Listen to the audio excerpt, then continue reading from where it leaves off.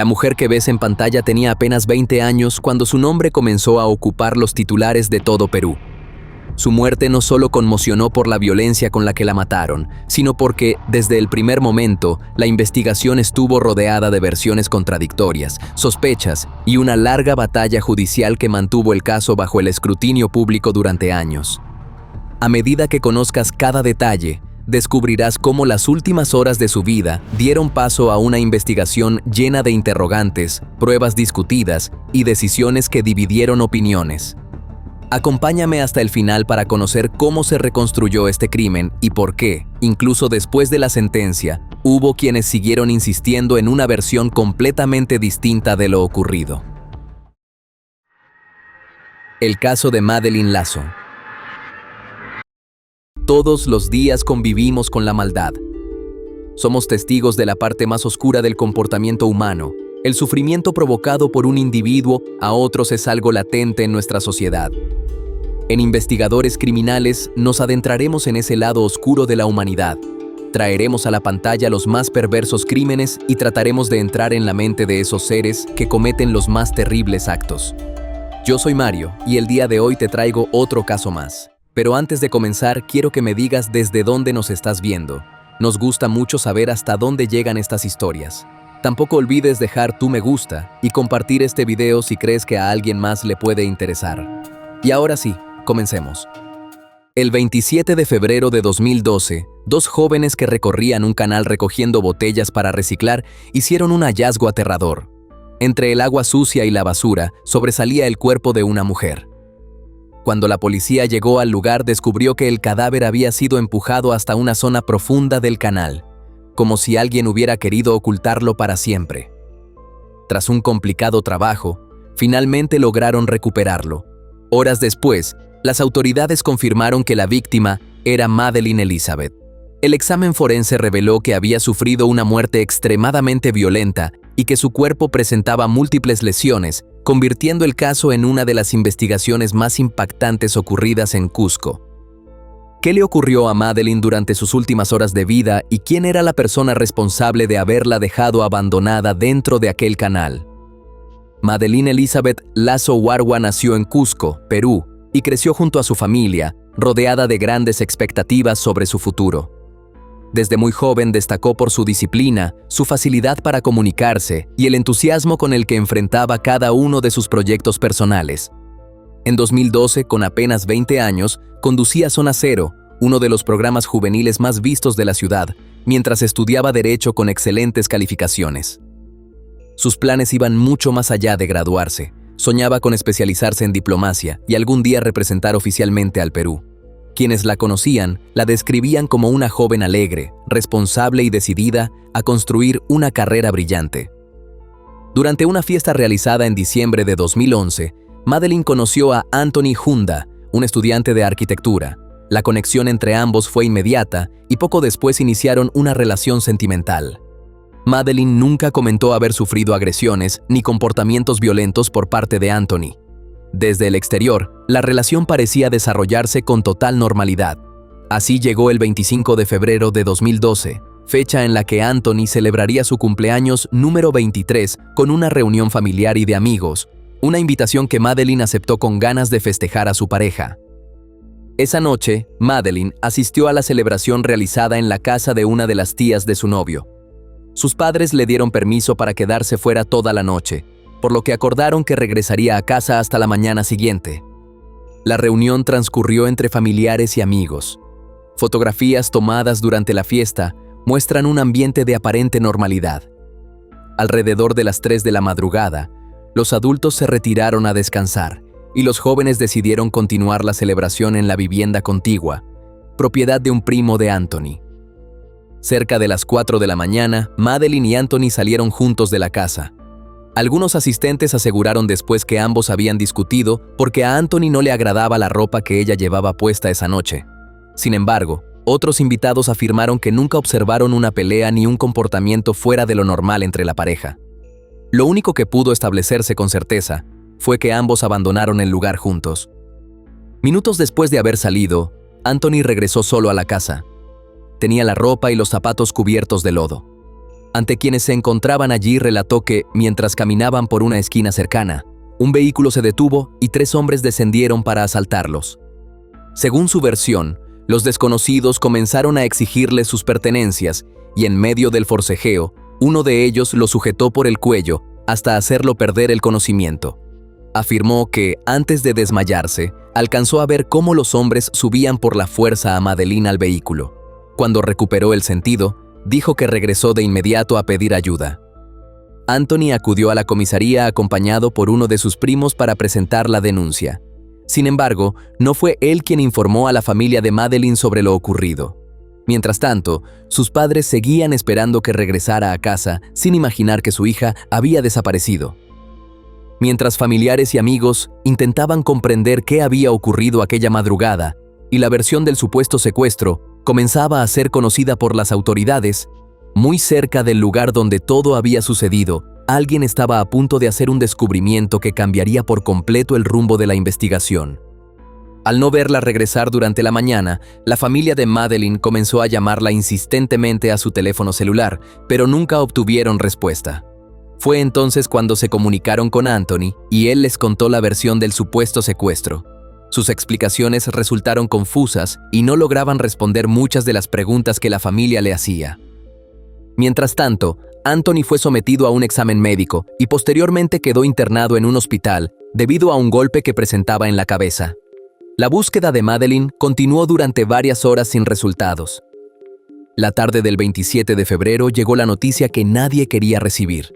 El cuerpo encontrado dentro del canal correspondía a Madeleine Lazo.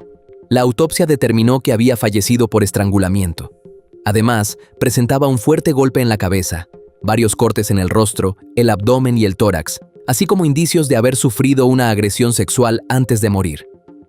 Con la identidad de la víctima confirmada, los investigadores comenzaron a procesar cuidadosamente la escena donde había sido localizado el cuerpo. Dentro del canal, encontraron una camisa verde cuya procedencia no pudo establecerse en ese momento. Durante los exámenes forenses, también se detectó sangre debajo de las uñas de Madeleine y varios cabellos alrededor de su cuerpo.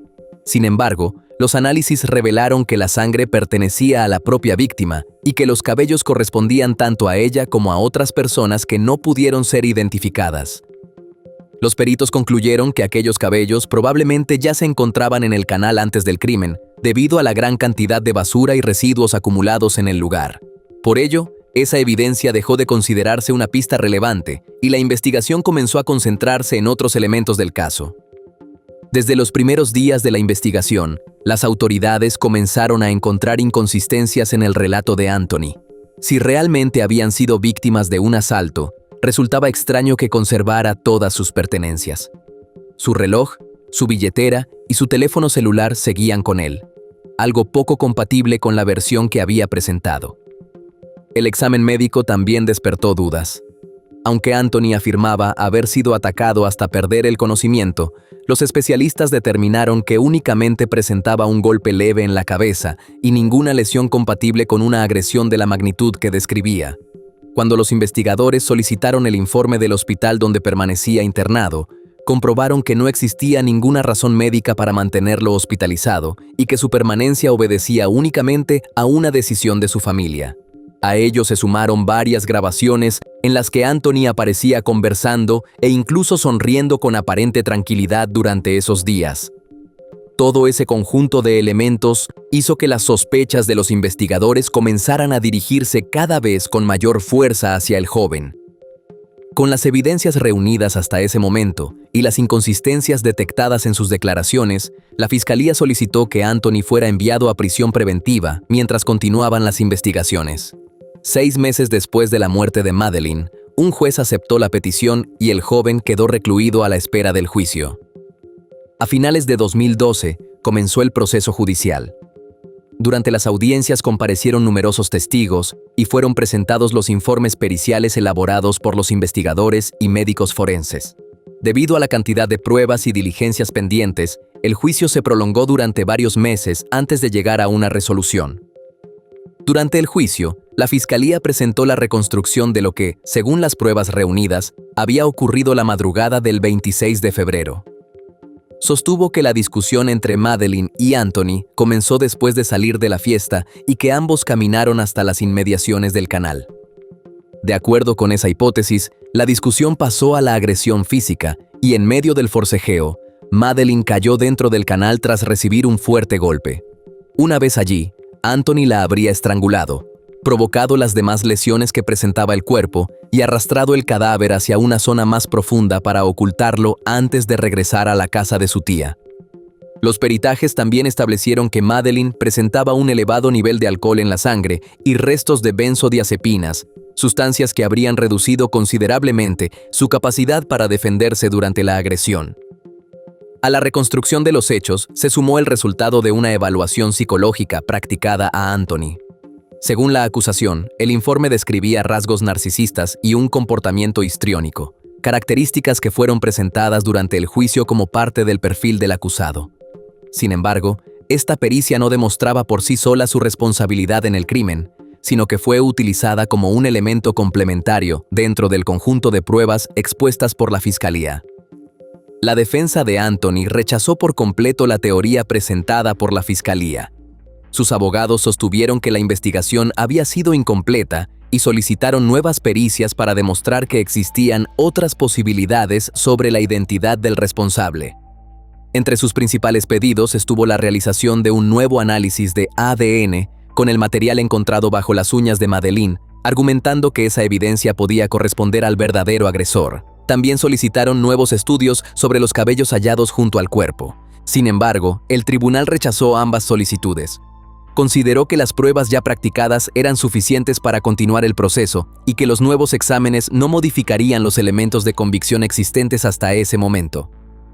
Después de un proceso judicial que se prolongó durante cerca de 2 años, el 22 de diciembre de 2014, el tribunal emitió su decisión.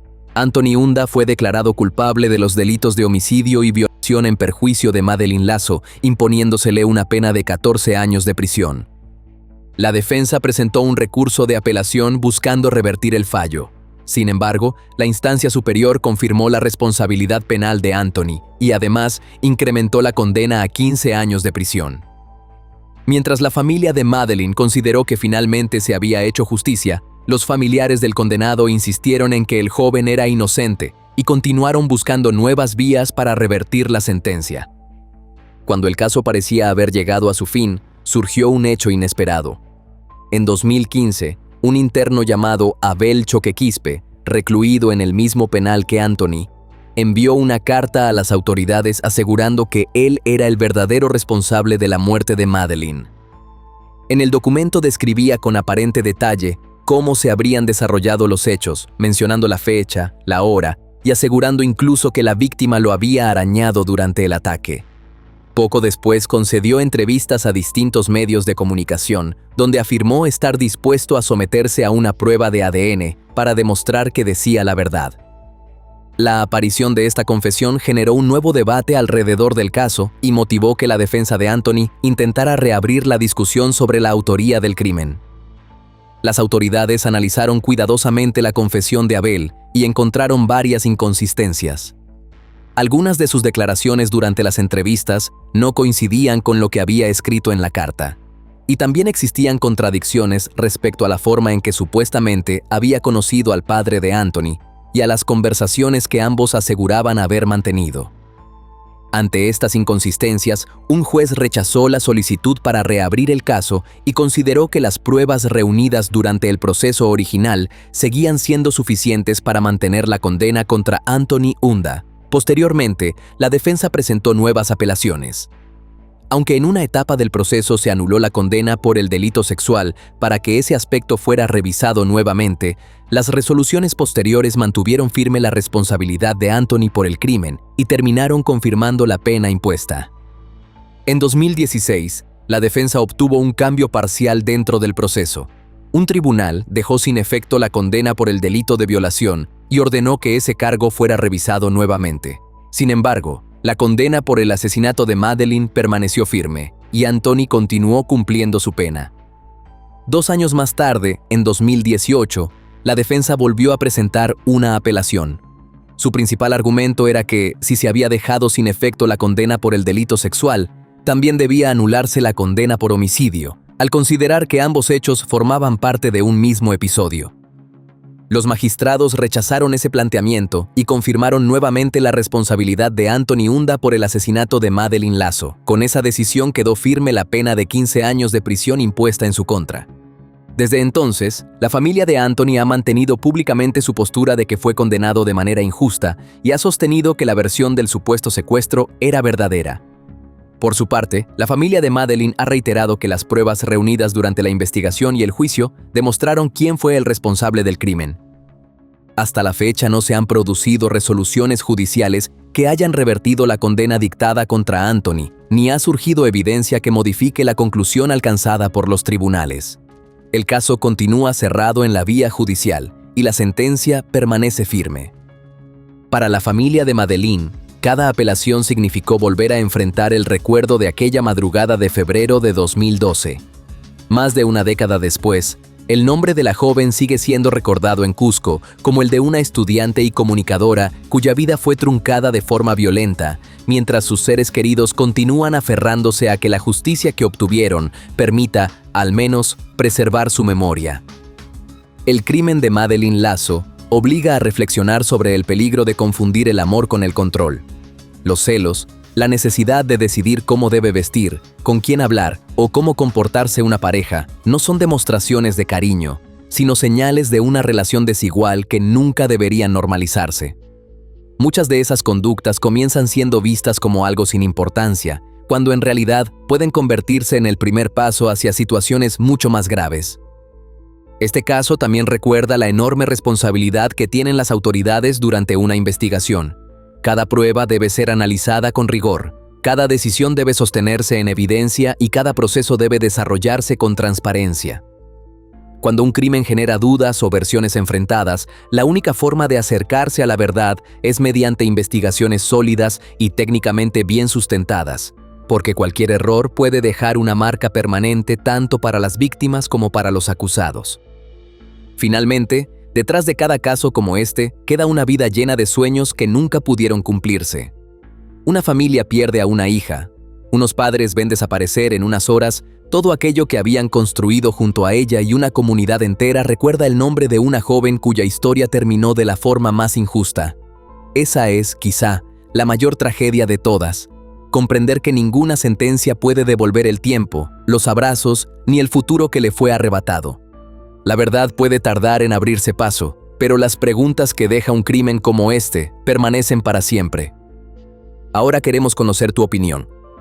¿Crees que las pruebas presentadas durante el juicio fueron suficientes para demostrar la responsabilidad de Anthony? ¿Qué opinas de las confesiones de terceros que aparecen cuando un caso ya ha sido resuelto judicialmente? Te leemos en los comentarios. Nos vemos en el próximo video. Y bueno, querida audiencia, hasta aquí una investigación más. ¿Qué opinan del caso de hoy? Nos gustaría mucho leer sus comentarios, ya que su opinión sobre los casos es muy importante para nosotros. Recuerden siempre hacerlo con el máximo respeto posible, tanto para la víctima como para los demás espectadores, y nosotros que los estaremos leyendo. Antes de irte, deja tu me gusta y suscríbete si aún no lo estás. Tampoco te olvides de compartir este video si crees que a alguien que conoces le puede interesar. Nos vemos hasta otra investigación criminal. Adiós.